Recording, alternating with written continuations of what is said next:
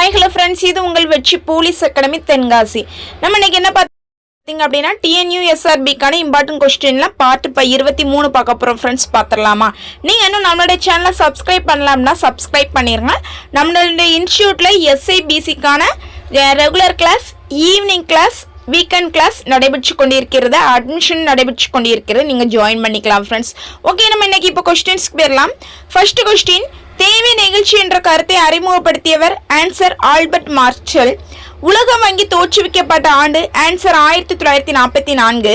தமிழ்நாட்டின் முதல் பெண் DGP? ஆன்சர் லத்திகா சரண். தேசிய அலுவல் மொழி? ஆன்சர் ஹிந்தி. இந்தியாவின் நீளமான நதி? ஆன்சர் கங்கை. தேசிய அருங்காட்சியகம் உள்ள இடம்? ஆன்சர் புதுடெல்லி. வறுமையை வெளியேறு இயக்கம் என்று முழங்கியவர்? ஆன்சர் இந்திரா காந்தி.